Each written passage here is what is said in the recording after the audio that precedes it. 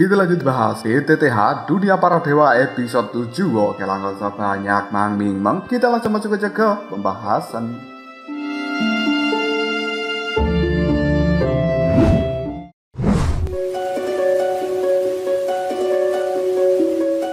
Di atas langit dari Clan Xiao, dua orang melesat dengan cepat menuju ke arah yang tidak diketahui, dan keduanya adalah Xiao Yan bersama dengan tetua pertama Xiao Li. Raut wajah Xiao Yan kali ini terlihat cukup bingung. Dia memikirkan kenapa banyak orang berkumpul di depan rumahnya dan apa saja yang mereka lakukan. Sepertinya menatap Xiao Yan dengan cara yang tidak biasa. Padahal peningkatan kekuatan Xiao Yan hanya berada di tahap menengah bintang 1 dodi biasa. Kenapa dia dilihat dengan cara seperti itu? Seolah-olah mampu membaca pikiran dari seorang Xiao Yan. Xiao Li menoleh dan kemudian dia bertanya, "Nah, apakah kau bertanya-tanya kenapa begitu banyak anggota klan berkumpul di depan rumahmu kan? Dan kenapa mereka terlihat cukup antusias?" Xiao Yan hanya bisa menganggukkan kepalanya. Sementara tetua pertama Xiao Li kembali mengatakan, "Nah, tahukah kau apa yang telah kau lakukan selama 45 hari ini? Dan keajaiban macam apa yang telah kau ciptakan? Bagimu, mungkin yang kau lakukan adalah hal yang biasa. Tapi bagi Clan Xiao, kau telah melakukan sesuatu yang menggemparkan dunia." Xiao Yan masih tidak paham tentang hal ini, dan kemudian tetua pertama Xiao Li kembali mengatakan, "Kau telah memecahkan rekor di dalam Clan Xiao kita yang belum pernah ada satupun orang memecahkannya selama puluhan ribu tahun terakhir." Xiao Yan terkejut, kemudian dia mengatakan, "Apa? Aku memecahkan rekor yang belum terpecahkan selama puluhan ribu tahun terakhir?" Akhirnya Xiao Yan pun teringat dengan apa yang dikatakan oleh tetua Zhan Lao. Mungkinkah keributan yang akan dia timbulkan adalah tentang hal ini? Xiao Yan yang penasaran kemudian dia bertanya, "Sebenarnya apa rekor tertinggi yang ada di dalam Clan Xiao ini?" Tetua Xiao Li kemudian menimpali, "Leluhur kita yang juga nenek moyang dari Clan Xiao bernama Xiao Yao. Dia memiliki rekor maksimal 30 hari di dalam kultivasi pertamanya ketika dia sampai di benua Dodi." Xiao Yan menyipitkan matanya, "Apa? 30 hari?" Xiao Li sambil tersenyum dia melihat ke arah Xiao Yan dan mengatakan, "Benar, 30 hari saja. Rekor leluhur kita, yaitu Xiao Yao, yang selama 30 hari itu tidak ada yang mampu memecahkannya selama puluhan ribu tahun. Sementara kau tidak hanya memecahkan rekor ini, tapi kau juga melampauinya selama 15 hari. Aku benar-benar tidak menyangka bahwa keturunan dari Clan Xiao kita akan ada yang bisa memecahkan rekor ini." Sebelum leluhur pergi untuk melakukan pengembaraan, dia pernah mengatakan, jika ada seseorang di dalam Clan Xiao yang benar-benar mampu memecahkan rekor yang dia buat, maka orang ini harus diberikan prioritas dengan kekuatan penuh Clan Xiao. Aku tidak menyangka bahwa hal itu akan terjadi. Xiao Yan hanya tersenyum dan kemudian dia menimpali, "Soal ini aku hanya beruntung saja." Xiao Li pun hanya menganggukkan kepalanya pada Xiao Yan dan kemudian dia berkata pelan, "Nah, kita sudah sampai di tempat tujuan." Pandangan mata Xiao Yan melihat tempat sekeliling dan dia tidak menemukan apapun selain awan yang tebal. Dan dia juga tidak paham kenapa tetua pertama Xiao Li membawanya ke tempat ini. Saat Xiao Yan kebingungan, tetua Xiao Li tiba-tiba saja menunjukkan jari ke arah depan dan kemudian gelombang energi cahaya hijau menghantam awan yang ada di depan sana. Lalu, pung! Awannya pun terbelah dan menunjukkan sebuah gerbang batu raksasa yang mengambang di langit dengan pintu yang tertutup rapat. Pandangan mata Xiao Yan cukup terkejut ketika melihat pada gerbang batu raksasa ini, dan dia telah menemukan tulisan kekacauan di atasnya. Xiao Yan tiba-tiba saja berkata, "Sebenarnya ini adalah..." Tetua pertama Xiao Li membungkukkan badannya pada gerbang batu itu dan kemudian dia mulai mengatakan pada Xiao Yan, "Ini adalah gerbang reruntuhan kuno kekacauan." Ketika Xiao Yan mendengarkan kata-kata itu, dia berpikir, mungkinkah tempat ini memiliki hubungan dengan api suci kekacauan? Detik berikutnya tetua pertama Xiao Li memberikan penjelasan pada Xiao Yan. Reruntuhan kuno kekacauan adalah tempat yang ditinggalkan oleh tetua yang sebelumnya pernah memiliki api suci kekacauan. Sepertinya hanya api suci kekacauan yang bisa membuka gerbang ini. Bahkan para tetua di dalam klan Xiao kita pun tidak pernah mengetahui keberadaan reruntuhan kuno kekacauan. Jadi kau tidak boleh membicarakan tentang hal ini ketika kau berada di luar sana. Pergi dan cobalah lihat apakah kau bisa membuka pintu gerbang batu itu. Xiaoyan pun menganggukkan kepalanya dan kemudian dia melangkah maju, lalu mengeluarkan api dari dalam tubuhnya. Sebuah api kecil yang berwarna kuning telah muncul di ujung jari Xiaoyan, dan kemudian rasa-rasanya hal itu memang memiliki hubungan dengan gerbang batu yang berada di hadapannya. Pandangan mata dari tetua pertama Xiaoli ketika menyaksikan api kuning di ujung jari Xiaoyan ini, dia hanya bisa mengatakan, itu sebenarnya adalah kau benar-benar berhasil melakukan penggabungan dengan api suci kekacauan. Xiaoyan hanya tersenyum dan kemudian dia mengatakan, ini hanya sedikit saja dan secara kebetulan belum sepenuhnya aku melakukan penggabungan. Mungkin masih terlalu dini untuk dikatakan berhasil melakukan penggabungan dari api suci kekacauan. Dan tetua, aku juga tidak tahu apakah diriku bisa membuka pintu gerbang reruntuhan kuno kekacauan ini.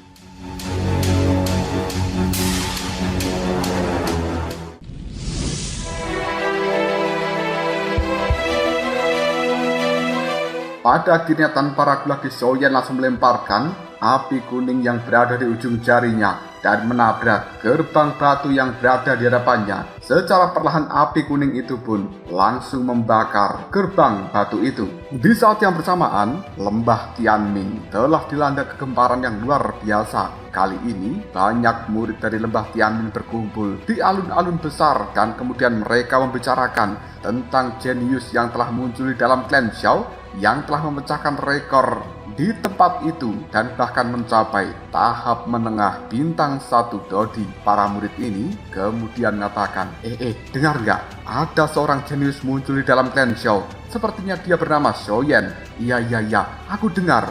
Jenius itu bahkan telah memecahkan rekor di dalam klan Xiao yang tidak ada satupun orang bisa memecahkannya selama puluhan ribu tahun. Tapi aku dengar, dia tidak hanya memecahkan rekor itu, bahkan juga melebihinya selama 15 hari. Dan dia langsung menerobos masuk ke tahap menengah bintang 1 Dodi. Apakah orang ini manusia atau dewa? Allah, bukan tahap menengah saja, tapi itu adalah level menengah dari tahap menengah. Ingat nggak, beberapa waktu yang lalu, Kaisar Ming telah membawa seorang pemuda, dan bahkan pemuda ini berlatih tanding melawan senior Wu Yong dan juga Mu Feng. Jika tidak salah, pemuda itu namanya juga Xiaoyan. Iya, benar.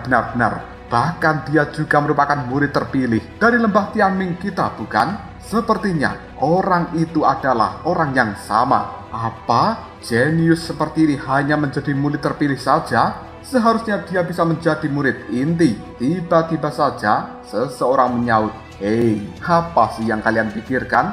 Apakah mungkin orang jenius seperti ini, klan Xiao, akan mengizinkannya menjadi murid dari lembah Tianming kita? Sudahlah, jangan banyak berhayal bahwa orang yang bernama Xiaoyan akan kembali dan menjadi murid dari lembah Tianming ini. Para murid yang lainnya hanya bisa menganggukkan kepalanya. Di alun-alun itu juga ada Wu Yong dan Mu Feng. Mereka mendengarkan obrolan dari para murid lainnya, membuat jantungnya berdebar dengan kencang, dan kemudian Wu Yong bersama dengan Mu Feng menelan ludahnya sendiri. Sementara Wu Yong saat ini cukup ketakutan apabila Xiaoyan kembali dan akan membalas tentang apa yang telah dia lakukan terhadap Xiaoyan waktu itu. Pada saat yang sama, di dalam aula utama dari lembah Tianming, Kaisar Ming tidak bisa menahan kegembiraan di raut wajahnya ketika memandang seorang murid dari lembah Tianming di hadapannya. Dan dengan penuh keterkejutan dia bertanya, apakah kau yakin bahwa jenius yang muncul di dalam klan Xiao adalah Xiaoyan? Murid itu hanya menjawabnya, benar, menurut informasi yang aku dapatkan, itu adalah Xiaoyan. Tubuh dari Kaisar Ming bergetar hebat dan kemudian dia tertawa. Sepertinya aku tidak salah menilai Xiaoyan. Mungkinkah surga telah mengirimkan harta karun sebesar ini? Sepertinya aku harus segera pergi menuju klan Xiao dan kemudian merebut hati dari Xiaoyan itu. Sebagai pemimpin dari lembah Tianming, Kaisar Ming bisa dengan jelas mengetahui tentang bakat menakutkan yang dimiliki oleh Xiaoyan itu. Hanya berlatih selama 45 hari, tapi dia sudah mencapai tahap menengah, level menengah dari bintang 1 Dodi. Bahkan di seluruh provinsi Kaisar, jenius seperti ini belum pernah muncul selama puluhan ribu tahun. Tentu saja dia harus bisa mendapatkan hati dari Xiaoyan dengan cepat. Kaisar Ming memanggil Xiong Yuan karena orang ini memiliki kedekatan dengan Xiaoyan. Kita berpindah ke dalam klan Xiao, tepatnya di tempat Xiaoyan berada. Saat ini dia telah melemparkan api kuning yang berada di ujung jarinya dan membakar gerbang batu raksasa yang berada di hadapannya. Namun tidak ada perubahan apapun yang terjadi pada gerbang batu itu. Bahkan Xiaoyan malah merasakan sekarang konsumsi Douqi di dalam tubuhnya untuk mengendalikan api kuning itu berkurang dengan cepat. Sementara tetua pertama Xiaoli hanya memandang tanpa melakukan apapun dan dia masih mengamatinya dengan cara yang cukup tenang. Saat Xiaoyan masih tidak menyerah untuk membuka gerbang batu itu, tiba-tiba saja terdengar suara dari Zhan Lao di dalam benaknya. Nah, apakah kau pikir bisa membuka gerbang batu ini hanya dengan mengandalkan api kecil seperti itu? Sudahlah, jangan repot-repot. Gerbang batu ini hanya bisa kau buka setelah dirimu berhasil menyelesaikan penggabungan sepenuhnya api suci kekacauan. Mendengarkan kata-kata dari Zhan Lao membuat jantung dari Xiaoyan bergetar dengan hebat. Xiaoyan pada akhirnya menarik kembali api kuning yang membakar gerbang batu itu untuk masuk ke dalam tubuhnya. Tetua pertama Xiaoli ketika menyaksikan hal seperti ini hanya bisa menggelengkan kepalanya dan dia berkata, masih tetap tidak bisa dibuka. Xiaoyan kemudian menimpali kekuatan api suci kekacauan yang aku miliki secara kebetulan masih terlalu kecil dan itu benar-benar tidak mampu membuka segel pada gerbang batu ini. Mungkin aku hanya bisa membuka sepenuhnya setelah melakukan penyatuan penuh dari api suci kekacauan yang sempurna di masa depan nanti.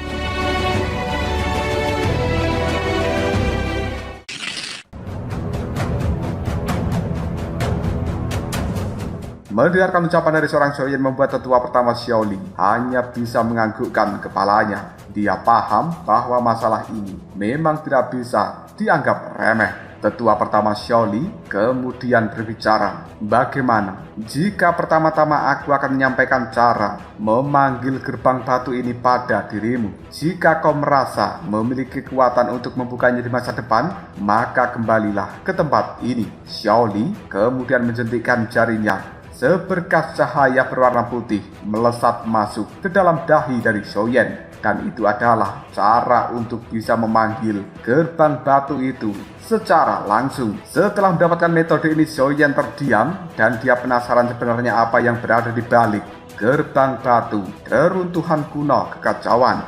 Mungkinkah di dalam sana ada sesuatu yang luar biasa yang telah ditinggalkan oleh tetua pemilik api suci kekacauan sebelumnya? Namun Xiaoyan tidak berani menanyakan hal seperti ini kepada tetua pertama Xiaoli karena mungkin orang itu juga tidak mengetahuinya dengan jelas. Selanjutnya, tetua pertama Xiaoli berkata, karena kita tidak bisa melakukan apapun di tempat ini, ayo, ikutlah dengan diriku. Ada seseorang yang sudah menunggu dirimu. Xiaoyan segera mengatakan, tetua, siapakah orang yang menungguku? Xiaoli hanya tertawa sambil menimpali. Kau akan segera mengetahuinya ketika kau bertemu dengan dia. Tanpa menunggu lagi, tetua pertama Xiaoli langsung melesat untuk meninggalkan tempat ini yang kemudian diikuti oleh Xiaoyan. Setelah terbang beberapa saat, pada akhirnya Xiaoyan bersama dengan tetua pertama Xiaoli telah tiba di sebuah tempat yang tidak lain merupakan gedung berbentuk seperti kuali raksasa. Dan di atasnya tertulis Aula Pil. Dan tempat ini sebenarnya merupakan tempat bagi orang-orang klan Xiao memurnikan pil obat atau tempat berkumpulnya para alkemis dari klan Xiao. Berbagai pertanyaan muncul di dalam benak dari Xiaoyan dan dia berkata di dalam hatinya, apakah tempat ini adalah untuk para alkemis? Kenapa tetua pertama Xiaoli membawaku ke sini? Mungkinkah dia mengetahui bahwa aku adalah seorang alkemis? Tetua pertama Xiaoli yang melihat kebingungan di raut wajah Xiaoyan. Dia tidak mengatakan apapun, hanya melangkah maju dan kemudian membuka pintu dari aula pil tersebut. Setelah masuk ke dalamnya, Xiaoyan bisa mencium aroma harum dari pil-pil obat yang berada di dalam tempat ini. Pandangan mata dari Xiaoyan juga melihat pada tempat sekeliling dan dia telah menemukan adanya beberapa pintu batu dengan dekorasi yang memiliki pola-pola unik dan aneh. Tiba-tiba saja tatapan mata dari tetua Xiaoli melihat pada pintu batu yang berada di tengah dan dia segera mengatakan, Pak tua Xiaolong, kenapa kau belum juga menyelesaikan penyempurnaannya? Efisienmu itu tidak terlalu tinggi. Apakah kau ingin menunda-nunda waktu lagi? Xiaoyan pun terkejut ketika tetua pertama Xiaoli memanggil nama tetua Xiaolong di dalam tempat ini. Mungkinkah orang itu adalah seorang alkemis? Xiaoyan yang cukup penasaran kemudian bertanya, tetua pertama, apakah tetua ketiga Xiaolong merupakan seorang alkemis? Tetua pertama Xiaoli hanya tersenyum sambil menganggukkan kepalanya dan mengatakan, orang itu sangat terkenal di dalam provinsi Kaisar dan dia memiliki julukan sebagai penggemar obat-obatan. Dia juga terkenal sangat fokus saat melakukan profesinya sebagai alkemis. Orang tua itu bilang bahwa dia menyukaimu dan aku kebetulan datang ke tempat ini untuk melihat sejumlah pil obat. Jadi aku mengajakmu. Tidak lama kemudian tetua Xiaolong keluar dari dalam pintu batu dan dia mengatakan, Pak tua Xiaoli, kenapa kau datang secepat ini? Apakah kau pikir membuat pil obat itu hanya seperti membuat roti gulung? Dan bahkan kau juga mengajak bocah Xiaoyan ke tempat ini. Pak tua Xiaolong yang muncul sekarang sambil memegang botol giok berwarna putih yang di dalamnya ada pil obat. Ketika merasakan aura dari pil obat itu, Xiaoyan cukup terkejut dan dia secara spontan mengatakan, itu sebenarnya adalah pil kelas kaisar. Tetua Xiaolong, Anda? Xiaolong pun hanya tersenyum pada Xiaoyan sambil menganggukkan kepalanya dan dia kali ini melemparkan botol giok berwarna putih yang ada di tangannya kepada Xiaoyan. Xiaolong memandang Xiaoyan sambil tertawa. Luar biasa nak, luar biasa. Kau sudah mencapai tahap menengah, tingkat menengah dari peringkat Daudi bintang 1. Ini benar-benar sedikit di luar dugaanku dan memberikan pil obat ini pada dirimu adalah keputusan yang tepat. Xiaoyan pun cukup terkejut karena ternyata pil kaisar yang berada di dalam botol giok berwarna putih ini memang sengaja dibuat oleh Pak tua Xiaolong untuk Xiaoyan. Hal itu segera membuat Xiaoyan merasakan kegembiraan yang luar biasa dan berterima kasih kepada tetua Xiaolong itu. Xiaoyan segera mengeluarkan pil yang berada di dalam botol giok dan dia memegangnya sambil mengatakan, energi yang berada di dalam pil ini benar-benar luar biasa. Jadi inilah pil level kaisar yang jauh lebih tinggi daripada yang aku buat saat itu untuk Guru Yaolao.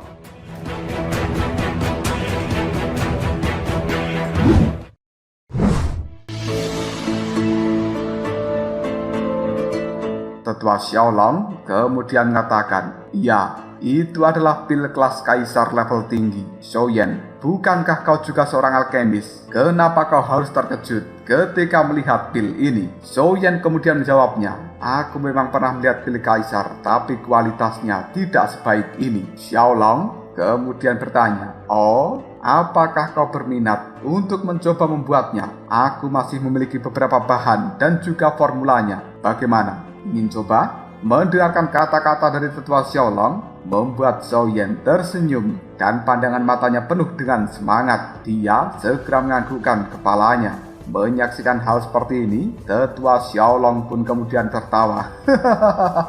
Bagus sekali, keberanianmu memang patut dipuji. Namun, membuat pil kaisar tingkat tinggi seperti ini bukan hal yang mudah seperti apa yang kau bayangkan. Setelah mengatakan hal seperti itu, Xiaolong menjentikkan jarinya dan kemudian sebuah gulungan melesat ke arah Xiaoyan. Itu adalah gulungan resep untuk membuat pil kaisar tingkat tinggi. Selanjutnya, Xiaolong mengatakan, bahan-bahan obatnya berada di balik pintu itu. Pergilah ke sana. Xiaoyan menganggukkan kepalanya sambil mengatakan, terima kasih banyak, tetua. Dengan tidak sabaran, Xiaoyan pun segera memasuki pintu batu yang berada di depan sana. Sementara Xiaoli dan juga Xiaolong hanya memperhatikan ketika Xiaoyan pergi. Raut wajah keduanya terlihat nampak puas. Xiaoli menoleh pada Xiaolong dan kemudian dia berkata, Xiaolong, menurut pandanganmu, apakah bocah Xiaoyan ini adalah seorang alkemis tingkat ke-9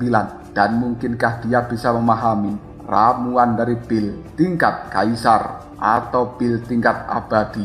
Bahkan selama ini kau belum pernah membiarkan siapapun memasuki pintu batumu itu untuk membuat pil obat. Apa kau pikir dia juga seorang jenius dalam hal alkemis? Xiaolong hanya tersenyum ketika mendengarkan kata-kata dari Xiaoli ini. Dia kemudian berbicara dengan nada yang cukup misterius. Mari kita lihat dan juga perhatikan saja. Kuharap bocah ini tidak mengecewakan kita berdua. Dan sebenarnya tetua Xiaolong masih menyembunyikan satu hal dari tetua Xiaoli, bahwa dia telah mempersiapkan bahan yang tidak terlalu banyak di balik pintu batu itu. Dan apakah bahan-bahan tersebut bisa dimurnikan sepenuhnya tergantung pada bakat Xiaoyan. Hal ini dilakukan oleh tetua Xiaolong sebagai ujian alkemis bagi seorang Xiaoyan. Xiaoyan yang berada di dalam ruang dari pintu batu itu merasa cukup takjub karena ruangan ini benar-benar besar dan dia juga bisa melihat berbagai banyak bahan obat-obatan tingkat tinggi.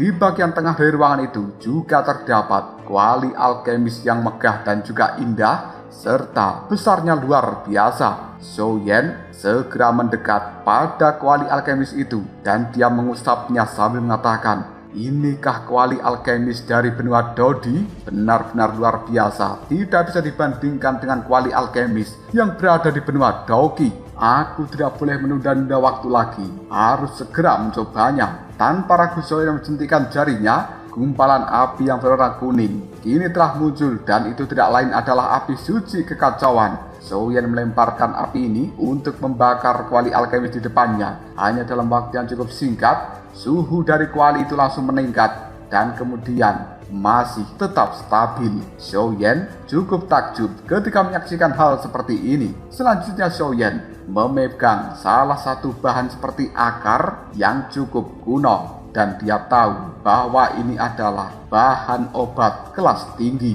Tanpa ragu lagi Xiaoyan melemparkan bahan seperti akar itu ke dalam kuali dan langsung meleleh dalam seketika. Xiaoyan cukup takjub, lalu dia berseru, seperti apa yang diharapkan? Kuali tingkat tinggi, bahan tingkat tinggi, ini adalah sesuatu yang sangat langka yang pernah kutemui. Pada akhirnya, setelah Xiaoyan melakukan pemurnian sekitar 1 jam, akar yang sudah meleleh kini telah menjadi bahan yang murni dan berwarna cairan kuning kuno. Tanpa ingin beristirahat, Xiaoyan kemudian melemparkan kembali bahan-bahan obat yang lainnya ke dalam kuali alkemis ini. Waktu semakin berlalu dan Xiaoyan masih dengan tenang meramu berbagai macam bahan yang berada di hadapannya. Dia mengikuti sesuai dengan resep yang tertulis pada gulungan. Pada akhirnya Xiaoyan berhasil mengekstrak seluruh bahan-bahan yang dibutuhkan untuk membuat pil abadi. Proses pemurnian ini telah membuat jiwa dari Xiaoyan sedikit kelelahan hingga akhirnya berbagai bahan lainnya di dalam kuali itu saling bersentuhan lalu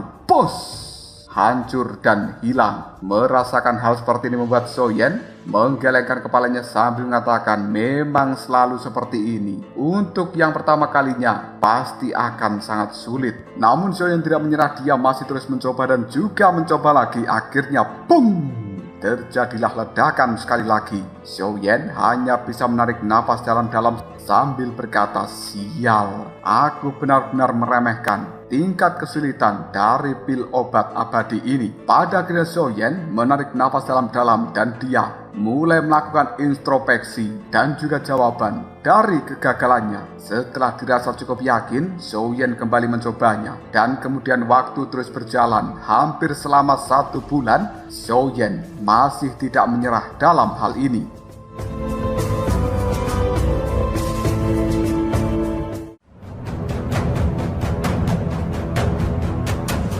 Lalu apakah yang akan terjadi selanjutnya? Mungkinkah Xiaoyan akan benar-benar berhasil membentuk pil kaisar atau pil abadi di dalam ruangan ini? Jika kalian penasaran, tunggu aja jawabannya di next video Ngobrol Shop.